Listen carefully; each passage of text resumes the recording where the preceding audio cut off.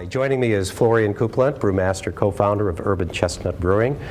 Phil Wymore from Perennial Artisan Ales in the Patch neighborhood, and we'll talk about that. Fran Caradonna from O'Fallon Brewery, original founder, current GM, and you're moving from O'Fallon to Maryland Heights. We're expanding. We're going to maintain our presence in O'Fallon. We don't know what that looks like yet, but excited to be adding presence in Maryland Heights. So how do you choose? And Maryland Heights, and forgive me for the Maryland Heights people, I don't have a sense of a center of Maryland Heights, a downtown as you would in Belleville or in Maplewood or in University City. So how do you choose a site for a microbrewery, and is it a chicken and egg? Do you begin the development, or do you pick the hot spot and move into it? You know, we were looking for the right configuration, and that included what the building looked like, the space, the proximity to highways, the neighborhoods, the other businesses nearby, and where our current customers lived.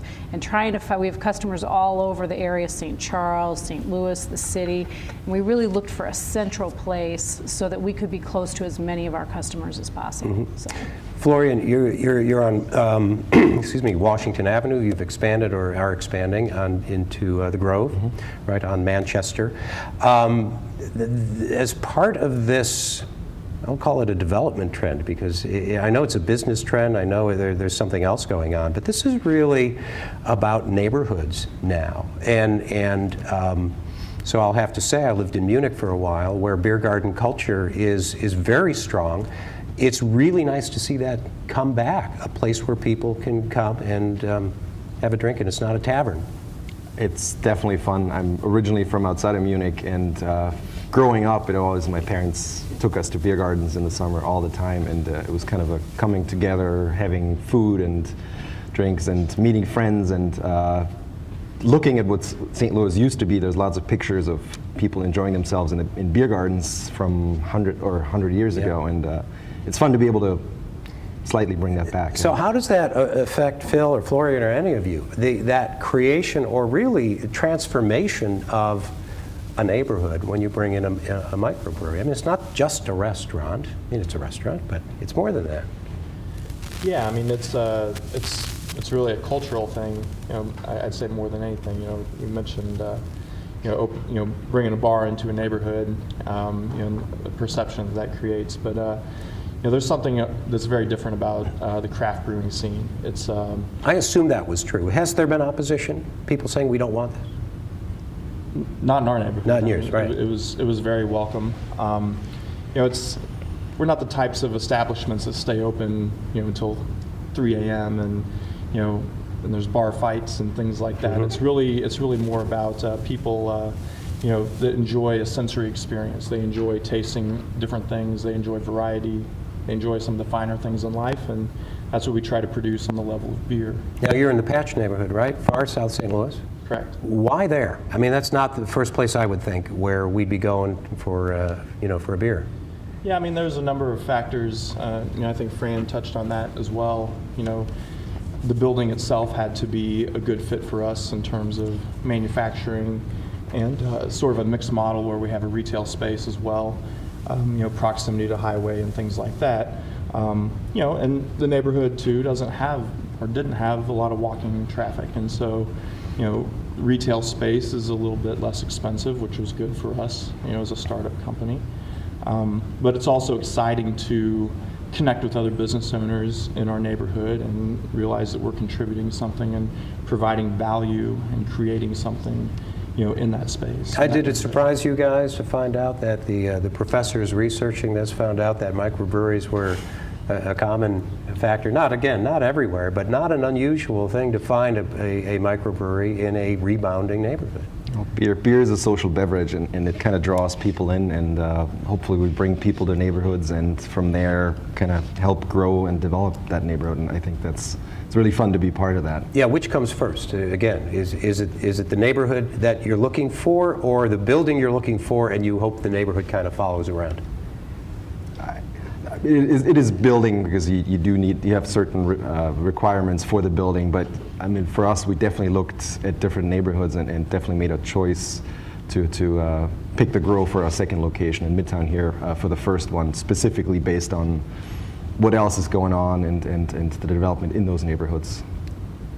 Yeah, I wouldn't say Washington Avenue is really have a neighborhood feel, but certainly the expansion is part of the neighborhood. Does it create, do you get a sense that people in the neighborhood or in the larger community feel, hey, this is our brewery?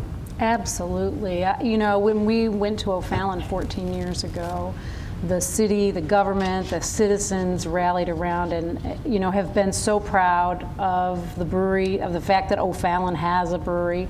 And they've also been so supportive for so many years, and it's been a real positive and powerful experience for all of us. What are the factors of success besides making good beer? That's number one. And again, it's a restaurant, right? It's location, location, location. But in this case, it seems to be a little different than that. You're not picking the busiest corner, right? What are you looking for? I mean, I think, in our case, we needed a place to manufacture, and we were hoping that people would come down and see us. We're pleasantly surprised at how business had responded. In the couple of years that we've been open, it's been growing. But there was uncertainty there. We didn't know if people would come down and see us at the rate that they had. So it was, that was a pleasant surprise. How much cooperation then as you move into an area, whether it's Maryland Heights or Patch or the Grove? How much are you then working with the rest of that business or the neighborhood organizations? How is it important for you to become part of that broader community and even maybe talk about school issues or crime issues certainly? How important is that for you guys to take an active role in what's happening or not happening in that neighborhood? Well, I think it's critical. Looking at Maryland Heights, we're going to be right across from Westport. And our goal is to bring people to the neighborhood, to the area, stop, visit, take a tour, try some beer, and then move on to some of the other locations that are nearby. And hopefully bring some folks by that may not have been in that area before. Now, this is not a joke. How important is public transportation for a microbrewery? I think it is important. I'm hoping for more development in that area. We're certainly closer now or fairly close now, closer than in our our first location. I mean, I've joked with people that I know the 97 bus will take me home from Urban Chestnut. And that's not a joke. It's an important consideration if people are going to be how they get to and from. However that transportation happens, it's an important consideration for all of us. Yeah, but then again, that brings up this other issue that you're looking at broader community issues, like things like public transportation. And again, you hope for some walk-in business. I'm not sure in Maryland Heights if people are going to be walking in business like they might in the Patch neighborhood, right? We get a little bit of that. And interestingly, we're in a mixed-use building too, so there's residents that actually live in the building above the brewery, which is I think a pretty nice perk for the people that live in that building. Not everybody that lives in our building chose it because there's a microbrewery downstairs, but some of them did, and they really like that benefit a lot.